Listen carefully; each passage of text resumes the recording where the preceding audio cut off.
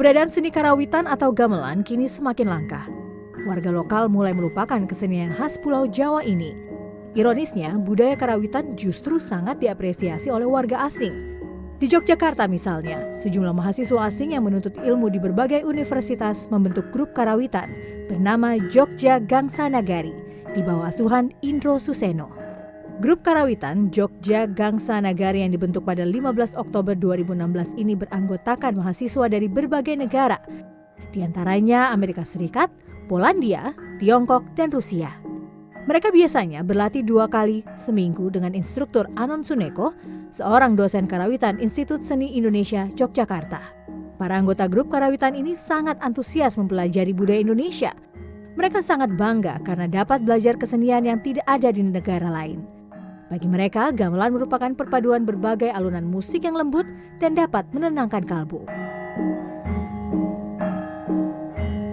I've liked gamelan for a long time because it touches my heart in a way that not all music does. And every time I play, I feel such joy because you're part of something that's bigger than yourself. I think it's really nice idea because we can it's interesting for foreign people to learn Japanese culture, and I think it's also nice for local people to see that a lot of Western people and other Asian country also they want to learn local culture, and I think that when we play in Borobudur or in Prambanan festival, it was like local people appreciate that and they think we did it good, so it's nice. Selama hampir 1 tahun sejak didirikan, grup karawitan Jogja Gangsa Nagari telah tampil dalam berbagai acara, di antaranya Festival Prambanan dan Borobudur. Para anggota akan terus melestarikan seni karawitan dan memperkenalkan ke negaranya setelah mereka menyelesaikan kuliah di Yogyakarta. Keberadaan grup karawitan Jogja Gangsa Nagari patut diapresiasi karena berhasil melestarikan seni karawitan.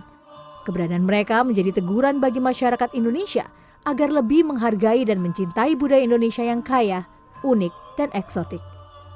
Anur Gewang, CNN Indonesia.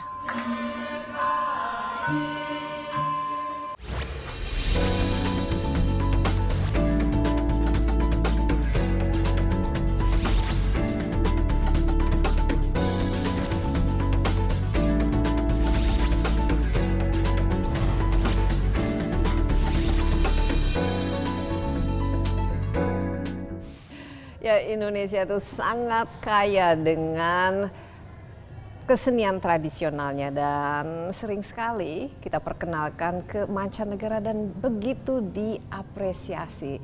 Nah, saking besarnya ya apresiasi orang asing ya, khususnya dari mancanegara terhadap kesenian tradisional Indonesia, mereka yang masih muda yang belajar di Indonesia pun khususnya di Jogja kini dapat kesempatan untuk belajar langsung mengenai kesenian tradisional Indonesia, khususnya karawitan. Nah, salah satu yang digagas adalah yang disebut Gerakan Budaya Jogja Gansang Nagari. Dan kini kita akan berbincang dengan penggagasnya, yaitu Indro Suseno, dikenal sebagai Mas Kimpling ya, mengenai apa sih sebenarnya asal-usul dari Gansang Nagari ini dan kenapa dihidupkan begitu ya, Mas Kipling? Ya, apa kabar? Baik.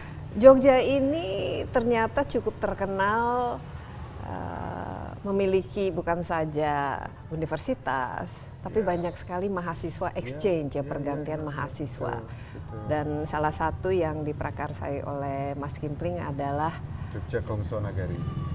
Gangsa Nagari. Kenapa?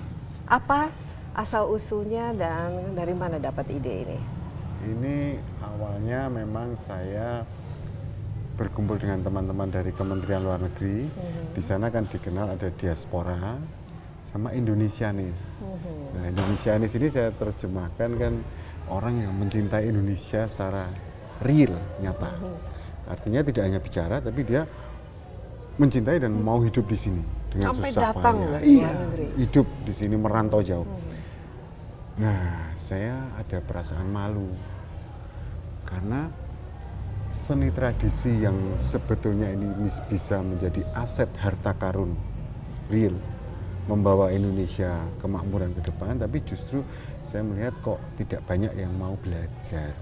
Nah, ini justru teman-teman mahasiswa-mahasiswi internasional yang di Jogja paling banyak Mbak Desi, 3.000-an ya. Itu malah banyak yang belajar, sehingga saya memiliki konsep mewadahi mereka, membuat suatu gerakan budaya kelompok karawitan Jogja Gongso Negari yang pemainnya fully dari mahasiswi internasional. Pertama kali mengumpulkan dan istilahnya membuat kelompok ini bagaimana, Mas Kimpling? Saya mengundang para petinggi, pengurus, pengelola hubungan kerjasama internasional atau pengurus siswa internasional dari beberapa perguruan tinggi. Waktu itu saya dengan Universitas Gadjah Mada, Universitas Negeri Yogyakarta, Institut Seni Indonesia Yogyakarta, dan Universitas Sanata Dharma. Dari itu saya melempar tantangan, akhirnya mereka melakukan seleksi dan terkumpullah 44 pemain. 44 pemain? Iya, dengan cadangan 7. 44 pemain, wah ini dari seluruh mancanegara. 22 negara. 22 negara. Iya. Paling banyak dari mana, Mas Kimpling? Saya juga terkejut ternyata dari Tiongkok, Vietnam, Korea, banyak. Tiongkok, Vietnam, Korea ya. Itu banyak ternyata. Nah, pertama kali mengumpulkan mereka, itu apa-apa saja yang ditanyakan dan apakah mereka selama ini juga ketika berada di Jogja, di universitas, sudah mengikuti kelas-kelas gamelan atau karawitan yang diadakan di masing-masing universitas. Kan biasanya kan universitas juga punya kelompok-kelompok musiknya itu sendiri kan. Iya, tapi kan itu mereka tidak semua ke Jogja belajar seni karawitan. Ini juga suatu tantangan bagi saya waktu itu. Iya ya, wah ini. Tapi saya nekat saja. Saya memberikan suatu argumentasi bahwa satu, mereka pasti ada ekstra kurikuler yang itu karawitan atau seni tari atau apa. Itu yang dicari. Kemudian yang mau belajar itu yang dicari. Jadi memudahkan untuk seleksi. Kita tidak mencari pemain yang sudah ahli, tapi yang ingin, yang sudah jadi betul-betul awam, hanya ingin tahu. Iya. Kenapa 44? Apakah memang dibatasi atau memang jumlah yang mendaftar itu hanya segitu? Saya mintanya 70 waktu itu, tapi bisa terkumpulnya 44 karena ya sangat tidak mudah sebetulnya.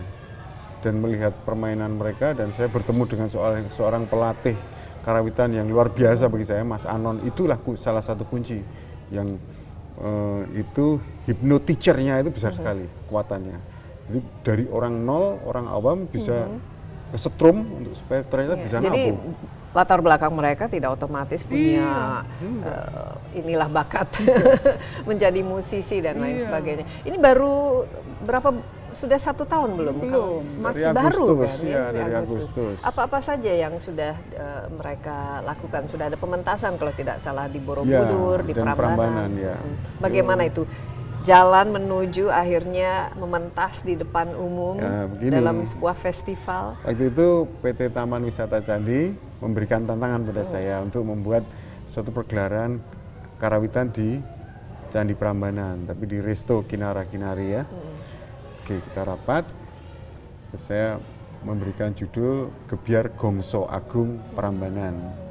Nah, disinilah kesempatan, saya langsung membuat konsep itu sebagai puncak acaranya, penampilan mereka. Dan ternyata banyak sekali apresiasi yang muncul dari Kementerian Pariwisata, dari beberapa media internasional juga, dan dari Kementerian Luar Negeri. Ya, biasanya pasti menarik ya kalau melihat orang asing dengan kostum tradisional ternyata tidak kalah ya dalam memainkan karawitan. Apa feedbacknya dari masyarakat khususnya? Mereka merasa bahwa ini sesuatu yang dibutuhkan ya? Ya, jadi membuktikan bahwa memang kesenian tradisi kita, warisan leluhur itu memang tidak bisa dipungkiri memiliki kekuatan aura roh yang besar sekali. Yang saya yakin itu bisa membuat kita makmur ketika kita mau mengerti, memahami, merawat dan melestarikan. Itu karena banyak sekali Mbak, dari setiap pulau saja mungkin sudah banyak sekali jenis kesenian yang ada, dan itu kalau didata itu mungkin terkaya di Indonesia, di dunia loh. Iya, apalagi di Jawa saja sudah banyak sekali ragamnya. Dan saya lihat Mas Kimpling ini sangat tertarik ya dalam melestarikan budaya, apalagi memperkenalkannya ke masyarakat internasional. Kira-kira mau dibawa kemana ya gerakan budaya ini? Cita-citanya dan mau dibentuk kemana? Apakah nanti juga akan melakukan pertunjukan, performance di seluruh Indonesia atau bahkan dibawa ke luar negeri? Begini Mbak, saya melihat kondisi psikologisnya para siswa internasional ya. Ini adalah salah satu mitra yang sebetulnya bisa jadi utama untuk Indonesia, terutama untuk pemerintah daerah yang ada di mana mereka sekolah. Karena mereka itu mencintai Indonesia, mereka mencari data Indonesia, Jogja ya, mereka mencari biaya sendiri untuk pergi ke sini, sekolah, merantau, mereka hidup bersosialisasi di sini, mengikuti dinamika kehidupan di sini, mereka belajar banyak hal. Dan mereka menguasai minimal 3 bahasa loh. Bahasa induk mereka, bahasa Inggris, dan bahasa Indonesia. Artinya, dipikir, jin mana tipe kill yang memiliki kekuatan semacam ini? Kalau mereka tetap dijadikan network kita, luar biasa. Mereka ibaratnya kita minta tolong duta yang alami lah untuk memperkenalkan Indonesia. Itu Mbak, saya menginginkan ada keterlibatan dari berbagai pihak untuk bisa mengerti tentang para mahasiswa internasional. Dalam interaksi Mas Kimpling sendiri dengan mereka, kira-kira ada ini justru kecintaan terhadap kesenian, terhadap Indonesia, terhadap budaya Jawa itu yang semakin tumbuh dengan mereka belajar. Sangat, sangat. Karena saya melihat sendiri orang yang mereka dari nol betul, hanya senang, ya, senang melihat orang main gamelan, senang mendengar gamelan, dia bisa main. Dalam kurun ini yang istimewa. Latihannya hanya 8 kali. 8 kali sudah langsung bisa. Itu luar biasa. Saya juga heran. Itu kalau tidak dari Sang Maha Kuasa nggak mungkin. Memang untuk menunjukkan betul bahwa ini loh, kamu itu punya kayak gini yang orang lain saja mau duduk seperti ini, mau menghormat, kok kita malah melupakan. Ini menarik gitu ide mereka nanti kembali ke tanah airnya masing-masing, tentu saja dengan segala memori mengenai keindahan Indonesia, budaya Indonesia, dan siapa tahu mereka menjadi Indonesianis. Itu bisa membantu mempromosikan.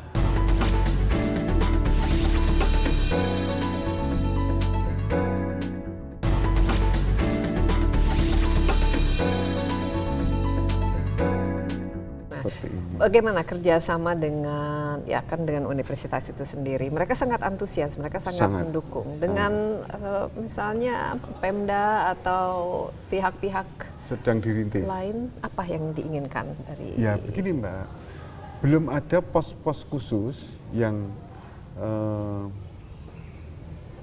mengalokasikan pemikiran, energi dan fasilitas dan dana untuk hal semacam ini. Jadi selama ini Kimpling sendiri yang membiayai?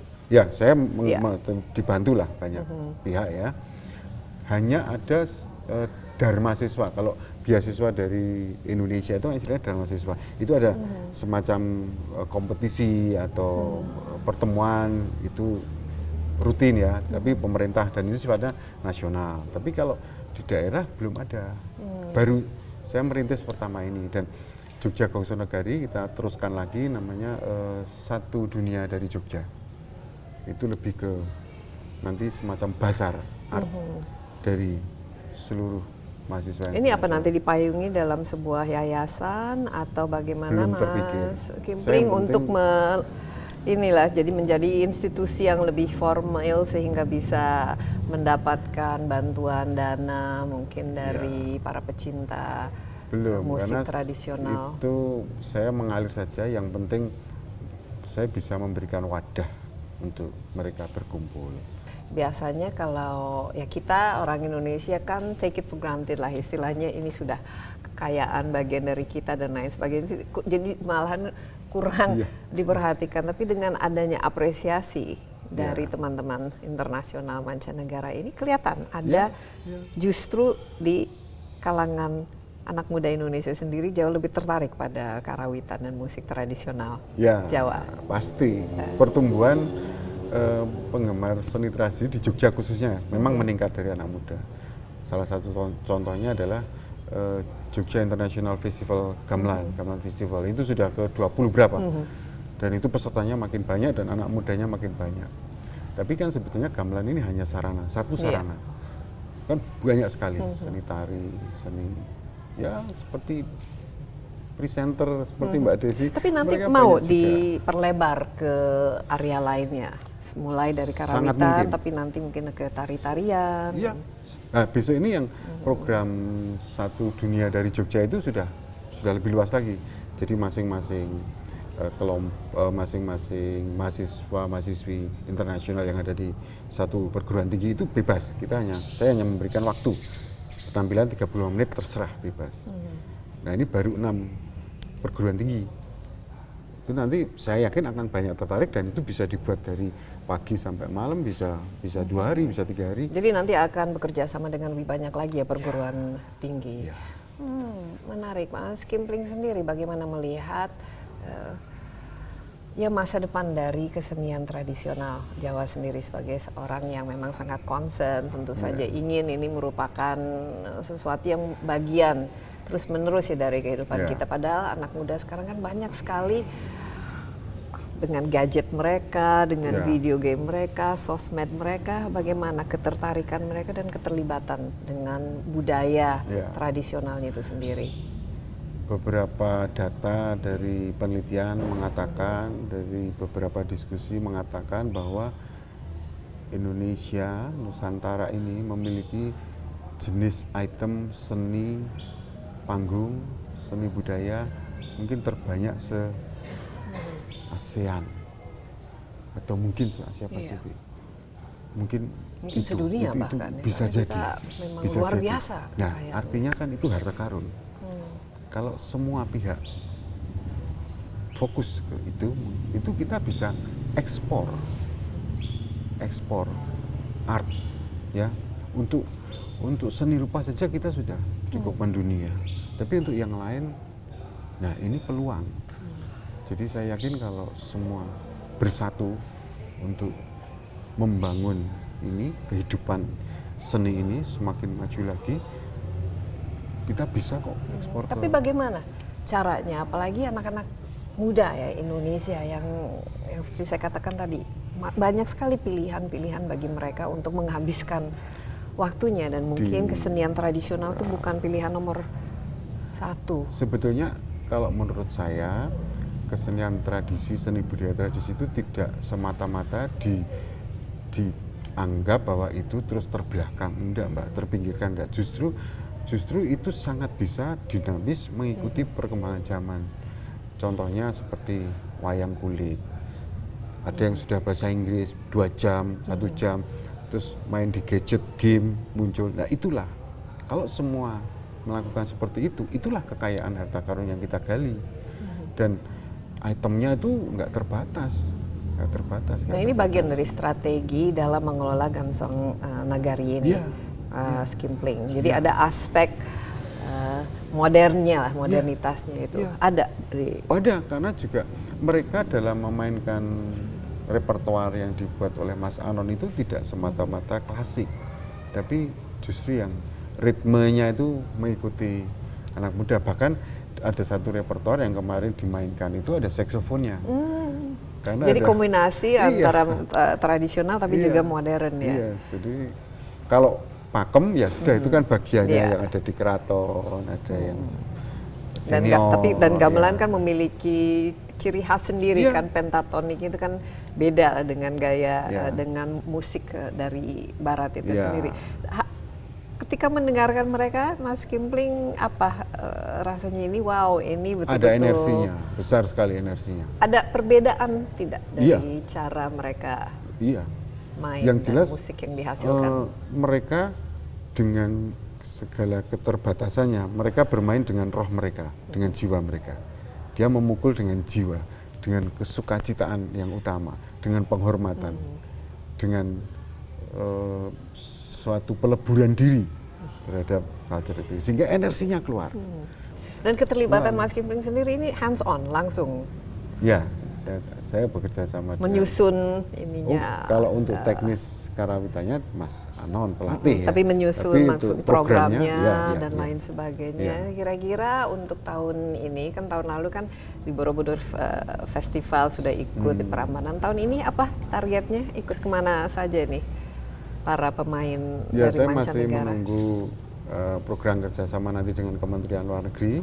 Kita akan menampilkan itu dalam suatu perhelatan yang itu bisa disaksikan oleh perwakilan resmi dari para pemain itu. Jadi membuat lebih kaget lagi. Loh, ternyata sekolah di sini izinnya sekolah, tapi kok bisa begini ya? Ini kan akan semakin menambah keeratan emosional dengan Idealnya Indonesia. harusnya merupakan bagian dari kredit yang mereka bisa dapatkan ya ketika belajar di universitasnya ya. Mestinya Kalau iya, ikut ya. ini dapat apa gitu, Nah, itu Mbak penghargaan atau Memang ini gini, kalau saya pelajari dari berbagai negara lain ya, peran pemerintah itu sangat besar untuk membuat garis besar ketentuan bagaimana harus bersikap. Jadi kalau memang itu belum ada atau masih belum optimal, ya sulit mau berkembang. Jadi saya sendiri juga pasti terbatas kan,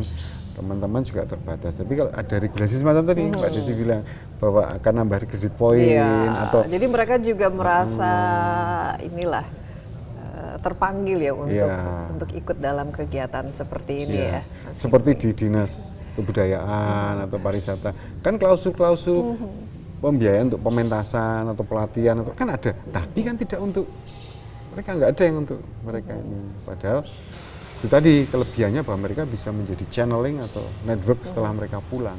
Iya, apalagi nanti mungkin 4-5 tahun dari sekarang. Pejabat. Iya, kan pengusaha. mereka sudah inilah berperan di negerinya masing-masing. Ini pasti. merupakan bagian dari ingatan mereka, memori mereka, bisa jadi duta-duta untuk mempromosikan Indonesia. Itu.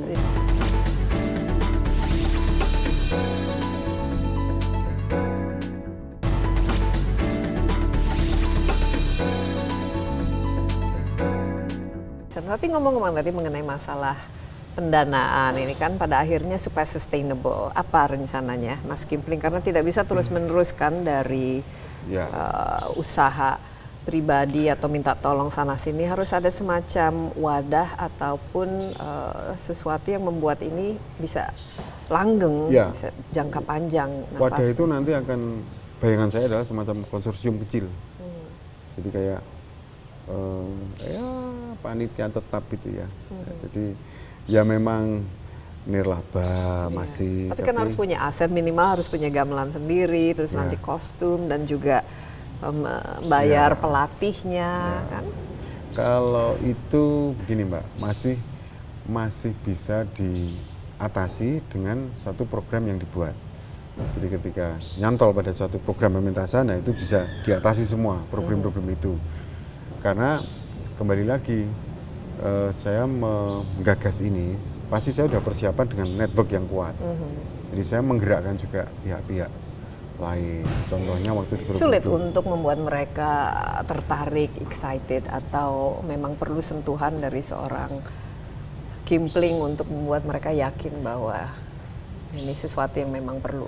Tidak sulit, cuman kalau berhubungan dengan pemerintah kan ada regulasi. Ada birokrasinya biasanya. Birokrasi, regulasi, jadi ya apa boleh buat. Tapi justru dengan kerjasama network di antara teman-teman swasta itu malah kita bisa jalan. Nah dalam berinteraksi dengan anak-anak muda dari mancanegara ini, dan mereka kan belajar secara teknisnya, tapi apakah ada semacam penularan dari segi budaya, filosofi, nilai yang juga diajarkan kepada mereka, khususnya mengenai budaya dan filosofi Jawa itu sendiri, sehingga pendidikan yang mereka dapatkan atau pengalaman yang mereka dapatkan itu komplit gitu. Ya, salah satu yang pertama adalah bagaimana teman-teman memainkan sebuah alat atau menerjuni suatu jenis kesenian total jiwa raga. Yang ini mungkin juga belum ada ilmunya ya. Seperti orang bikin keris, leluhur kita bikin keris itu kan total jiwa raga, tidak memikir dunia dirinya. Nah ini mereka bisa. Ini ilmu yang baru bagi mereka, sehingga saya melihat mukulnya sangat tidak sembrono. Itu satu. Kemudian dua, penghormatan dalam idiom Jawa empan papan. Nah, empan papan itu kita bisa menempatkan diri dengan baik di tempat-tempat yang fleksibel. Itu mereka pegang juga. Artinya datang ya menyapa, terus duduk begini ya, nggak pakai sepatu. Kalau ada yang pakai celana pendek pulang ganti. Pakai sarung, Lucu kan? pakai kain. Nah, kemudian interaksi dalam makan bersama, kemudian komunikasi dengan mereka menggali terus.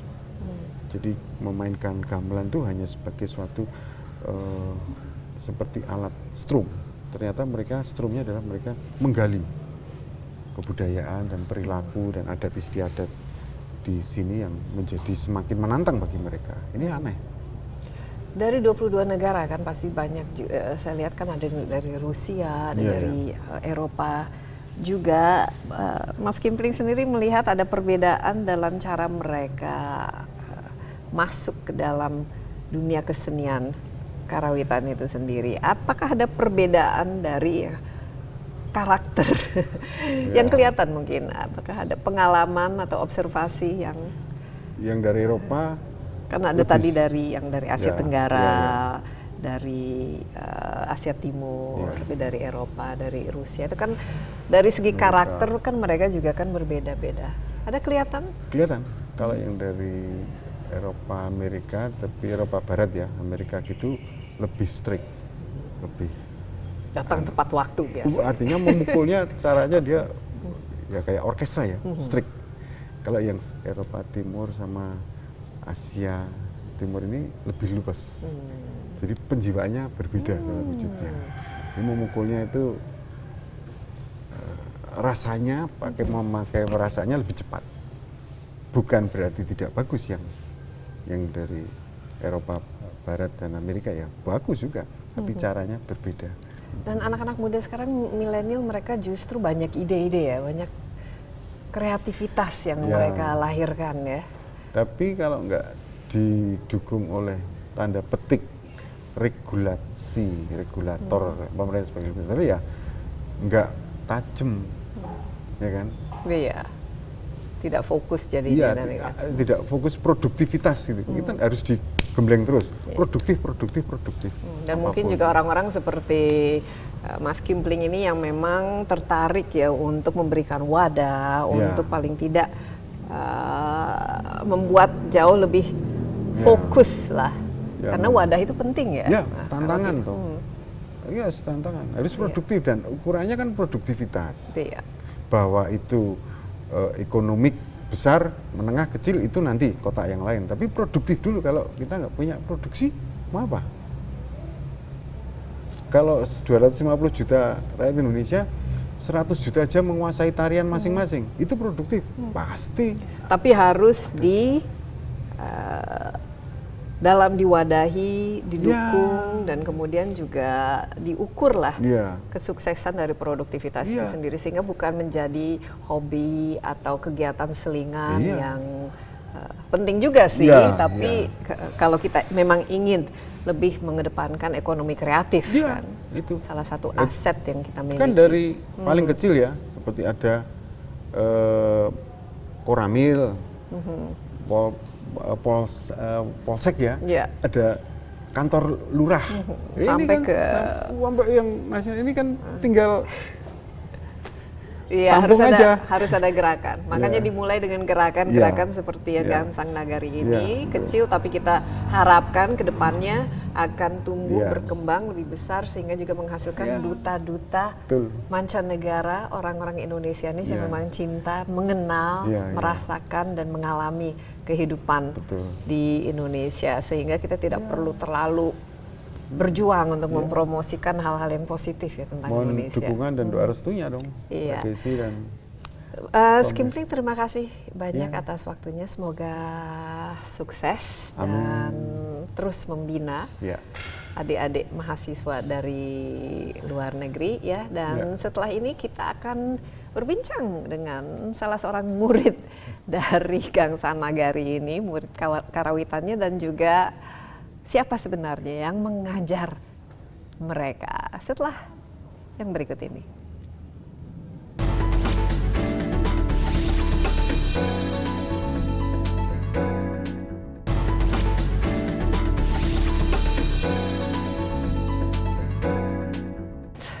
Membahas mengenai kegiatan yang dilakukan oleh grup ya Jogja Gangsang Nagari atau Gongso Nagari. Kali ini kita akan berbincang dengan pelatih karawitannya yaitu Anon Suneko dan juga salah seorang mahasiswa dari mancanegara persisnya di Tiongkok yang sedang belajar karawitan.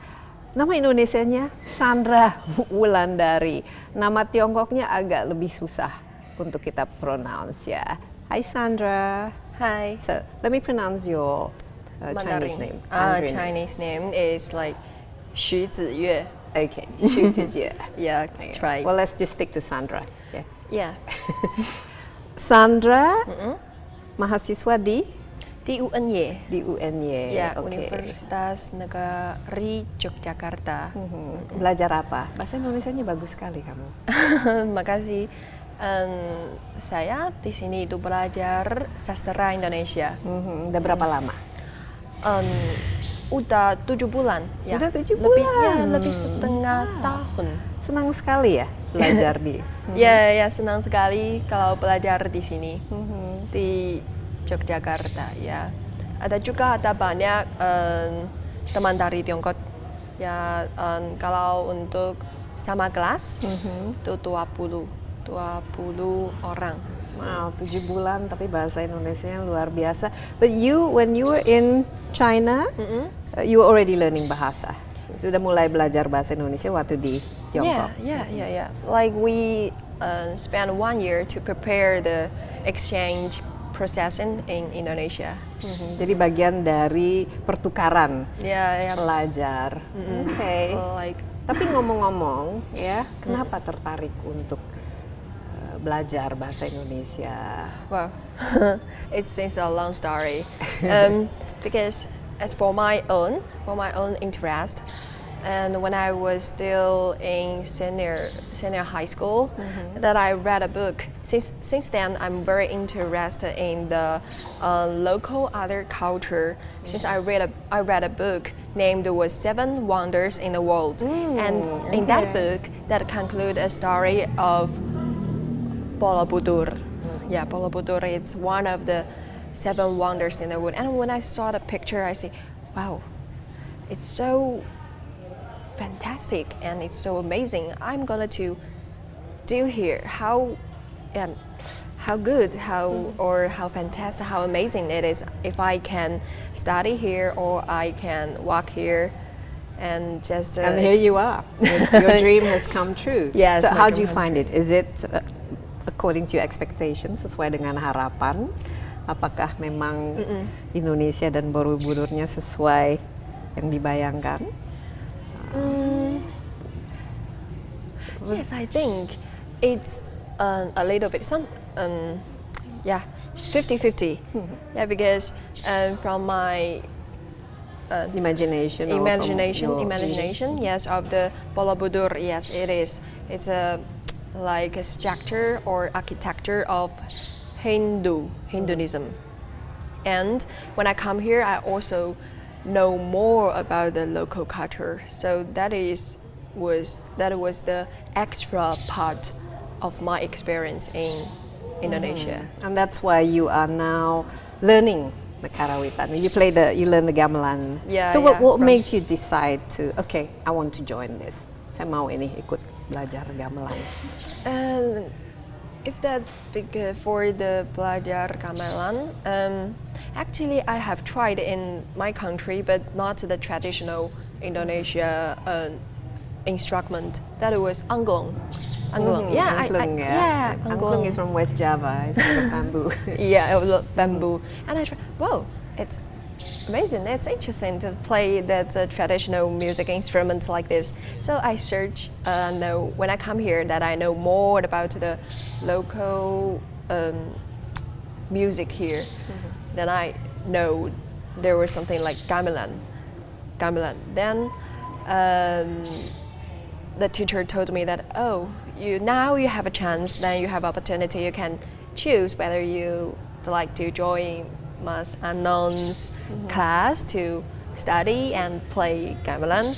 But I see the instrument, I say, wow, I haven't seen that before. It's a totally different from the local instrument in China. So I have to try. I have to give a try. And very fortunately, I met Mas Anon, and he was very talented teacher, I think, and also very friendly too. That helps. Yeah. Okay. Yeah, because I really make a lot of mistakes when I was playing. It sounds not very easy for me, but he was very patient and yes, friendly Wow. to teach you how to do that correctly. Okay, now we can say that you're an expert because you have been playing for how many months now? It's around 2 months. Yes, Wow, 2 months. yeah. Only 2 And months. Anon, katanya luar biasa, gurunya baik, sabar, dan masih ini ya, muda lagi, cakep nih. Kelihatannya masih muda. Kelihatannya. Tapi Anon sendiri kan dosen ya, Iya, di iya. ISI mengajarkan Betul. karawitan. Iya. Nah, bagaimana ini pengalaman mengajarkan ya karawitan, instrumen kepada mereka-mereka yang mungkin latar belakangnya sama sekali awam ya mengenai musik tradisional. Ya, kalau menurut saya memang hal yang cukup menantang ya, karena memperkenalkan sesuatu yang baru bagi mereka yang sebagian besar memang belum pernah mengenal gamelan. Lalu rasa suka, rasa penasaran yang menggebu-gebu itu biasanya juga menjadi semangat tersendiri bagi saya untuk mengajar mereka. Tapi bagaimana memperkenalkan awalnya? Apakah mungkin dengan nama-namanya, suaranya, atau ada sedikit sejarah, budaya, filosofi di balik karawitan itu sendiri, di balik instrumen-instrumennya? Ya, biasanya memang kita harus mengenalkan ya gamelan dari sejarahnya. Lalu ketika kita mulai menabuh, kita akan memperkenalkan nama-nama instrumennya, fungsinya, perannya, tingkatan-tingkatan kesulitan, kerumitan. Lalu biasanya kita mencoba dari teknik menabuh, lalu memperkenalkan berapa gending yang sederhana begitu. Butuh waktu berapa lama dari betul-betul pertama kali masih awam hingga akhirnya mereka bisa mengadakan pertunjukan di depan umum?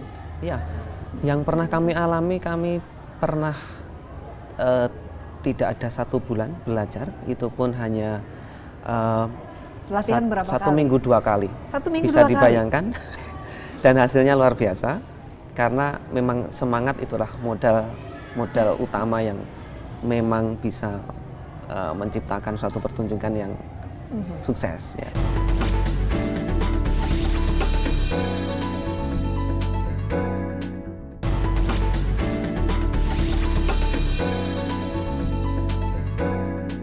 Tapi bedanya, misalnya mengajarkan kepada teman-teman dari luar negeri, ya pasti kan banyak bedanya dibanding misalnya dengan orang-orang lokal ya.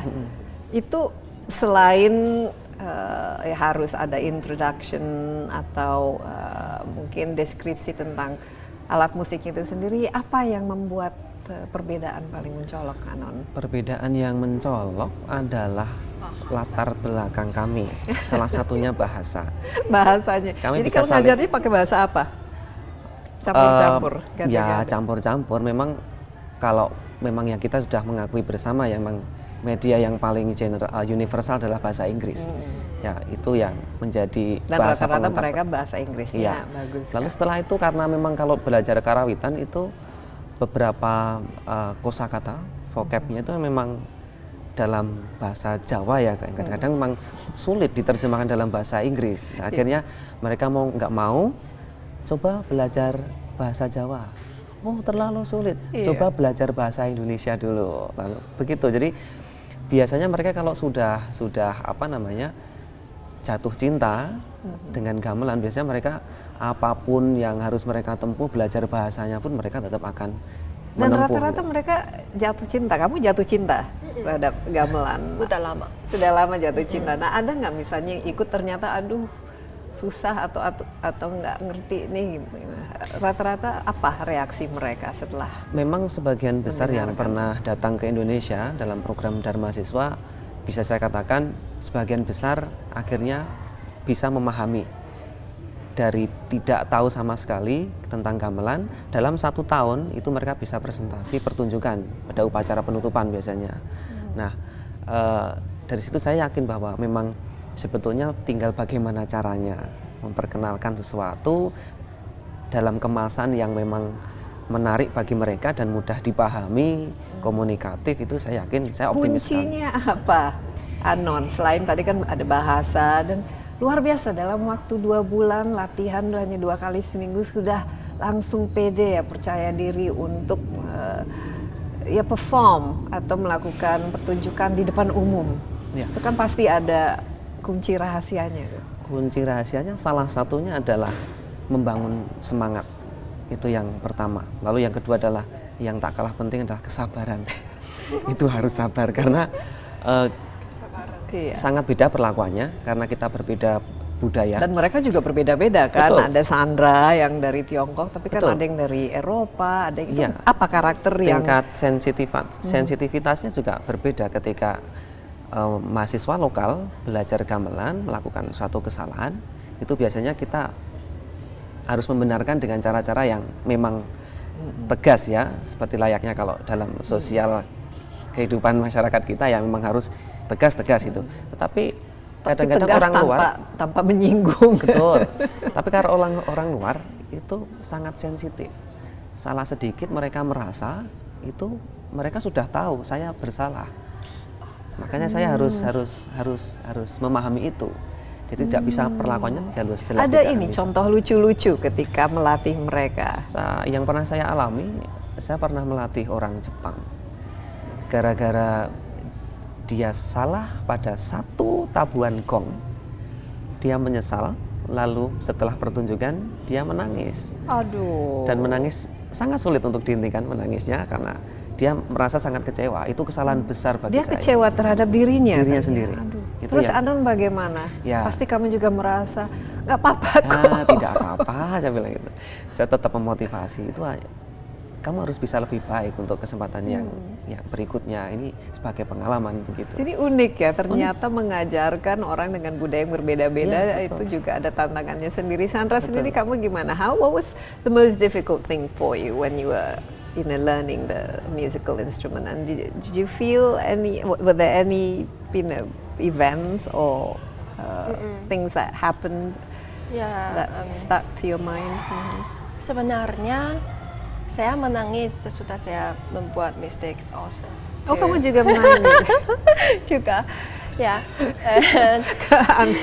Muridnya pada nangis semua. Yeah, but he didn't fun. He didn't know that I cried, but I cried home at home. Oh, oke. Apa merasa kecewa kamu? Yes. Tapi susah bagi kamu untuk belajar, apalagi dengan Yes. jumlah latihan yang tidak terlalu banyak, terus harus. Yes, because as for example, as for gamelan, it's totally different. You cannot find something similar instrument in your country. So it's as for gamelan, they have many different part of the instrument, and each different part got each different way to play it. Oh, so it's really good. Yes, when you familiar with one way, for example, when you familiar with gong, and next time you're gonna to play slendro, slendro, and it's totally different. And next time you're gonna to play another like gendong, gendang, Kendang. gendang, Yeah, yeah, It's different gendang. again. Yes, it's another. So it's got. So how many can you play now? Can you play all of them? Or do you specialize in one? Yeah, Have you chosen one particular instrument that you like to play? Kamu pilih salah satu. yeah. Yang mana? Slendrum. Yeah, You play two slendrum. instruments, right? Instrument. Yeah. Yeah. Gong and Yeah, pom-pom? gong and slendrum. Yeah, and But saron ya. I prefer slendrum. Oh, yeah, because it saron. seemed more easier for you to understand the way to play it. It's like tung tung tung tung. Yeah, it's lebih mudah. Lebih mudah ya. Lebih mudah. Tapi Anon, kira-kira dalam penyusunan repertuannya lah, musik-musik yang dimainkan itu ada semacam adjustment atau Iya. diubah-ubah sedikit supaya lebih Mesti. nyambung. Iya. Apalagi kalau untuk Gangsa Nagari yang pada tahun lalu kita hanya punya waktu yang sangat singkat. Saya mengemas memang komposisi yang akan dipentaskan dikonsep sedemikian rupa bahwa pemula, saya bisa katakan pemula belajar semua orang yang belajar gamelan mulai dari awal mesti akan senang duduk di instrumen balungan seperti yang dia maksud saron, demung gitu. Komposisi saya banyak mengolah tentang balungan. Saya harapkan itu bagi mereka pemula itu satu instrumen yang memang mudah dipelajari, menarik ya. Yang penting menarik dulu. Iya. Nah, lalu Dan banyak langsung bisa didengarkan hasilnya relatif kan ya. lebih bisa diikuti lebih dulu daripada instrumen yang lain. Ya. Bilang tadi yang benar yang dikatakan Sandra, memang kadang-kadang kita karena memiliki kadang tidak merasakan hal-hal yang sebetulnya itu luar biasa dalam gamelan. Justru saya kadang-kadang belajar dari teman-teman luar negeri ini, mereka menemukan banyak hal yang spesial di gamelan. Dia bilang Contohnya tadi, apa saja? gamelan itu rumit. Gamelan itu bukan musik biasa. Gamelan itu suaranya luar biasa, orkestrasinya luar biasa, keanekaragaman ritmenya luar biasa. Kita orang Ya, orang Jawa yang memiliki lahir ke situ. yaitu hanya kelenengan, hanya tradisional dan lain sebagainya. Sementara mereka ketika mulai memahami musikalitasnya, mereka wah luar biasa, emang gamelan kebudayaan yang cukup tinggi sekali ya. Iya, jadi kompleksitasnya, melihat ya. dan merasakan mengalami gamelan dari kacamata luar ya, ya. justru meningkatkan mungkin apresiasi dan Betul. pemahaman terhadap itu musik itu sangat sendiri. ya. Dan hasilnya adalah dalam diskusi dengan teman-teman dosen maupun mahasiswa lokal itu menjadi wacana bahwa ini gamelan dalam persepsi orang luar mancanegara luar biasa loh. Kenapa Dan mau kita tidak mau, ya, kamu juga harus memiliki ilmu yang lebih baru Betul. lagi, lebih Iya. mendalam lagi ya. Iya, betul. terhadap. Menarik ya. Iya. Dan dari mereka sendiri apa yang disumbangkan dari segi kreativitas mereka atau cara mereka Iya, ada. menabuh atau memukul yang berbeda dengan kalau Betul. mengajarkannya kepada orang tahun lokal. lalu saya pernah mendapatkan sesuatu. Jadi saya belajar dari seseorang yang kebetulan anggota Dharma Mahasiswa tahun lalu. Dia punya latar belakang guru musik di Italia. Lalu dia memberikan cara tips menghafal sesuatu, apapun itu. Ya dia terapkan dalam menghafal gending Jawa.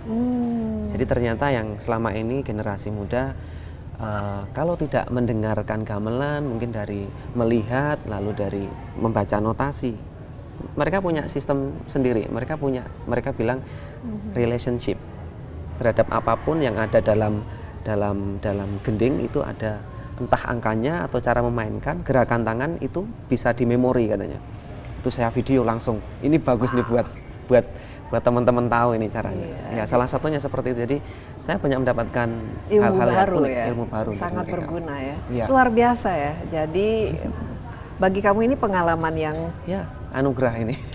Kebetulan saya diberi kesempatan untuk berinteraksi dengan iya, dan orang-orang semoga hebatnya. terus-menerus ya bisa Iya. mengajarkannya Iya. kepada teman-teman dari luar negeri. Sandra, nanti kalau sudah pulang, when you go back to your home country, what you gonna do? Will you continue learning or playing the gamelan? Do you think? I'd love to, but I think there's Susah ya not. mungkin ya. Yeah, susah. There's not going to be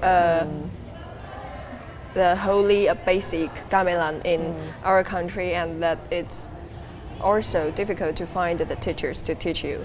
To find a teacher Maybe like you can Thomas. maybe you can be the teacher, and then you can get a set. Why not? You can get your university to get a set, and you can start your own little gamelan karawitan That's club. For me. Who knows? I'm afraid I'm going to set some bad influence of Indonesia gamelan. Tapi dengan ilmu yang sudah kamu pelajari, all the time that you spending in Indonesia, after you graduate, Sandra, what are your plans? What sort of my career do you have in mind already that involves? Will it involve Yes. Indonesia, or If will that's you use it? better, yes, because I am a mahasiswa of an economy fakultas, ekonomi fakultas, Fakultas juga ekonomi. ya kalau di Tiongkok.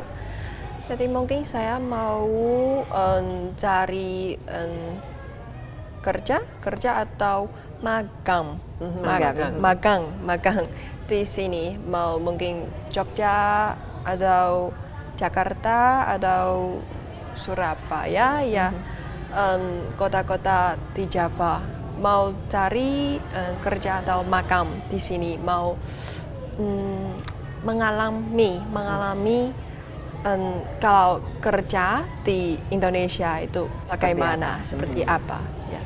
Oke. Jadi nanti karirnya masih ada kaitannya dengan Indonesia ya ke depan, setelah lulus, setelah magang ya. Ya, itu juga alasan ya kenapa saya mau belajar bahasa di sini. Oke, Sandra. Terima kasih banyak telah berbagi dengan kita. Terus latihan ya. Ya. Dan jangan lupa kalau nanti pulang ke Tiongkok, kalau bisa diteruskan. Sayang kan sudah punya ilmu. Dan Anon luar biasa, dan pengalaman yang menarik buat Anda tentu saja. Sekali lagi terima kasih telah sharing. Ya, demikian insight kali ini. Senang sekali ya kalau kita melihat bahwa budaya tradisional kita yang biasanya kita anggap ya itu sudah hal yang biasa, ternyata dianggap luar biasa bagi orang asing yang tentu saja melihatnya dengan kacamata yang berbeda. Dan mudah-mudahan ini justru akan lebih meningkatkan apresiasi kita sendiri terhadap budaya, kekayaan, tradisi yang kita miliki. Ya, demikian insight kali ini. Saya Desi Anwar, jangan lupa saksikan insight di lain waktu. Bye-bye. Thank you, Sandra. Thank you.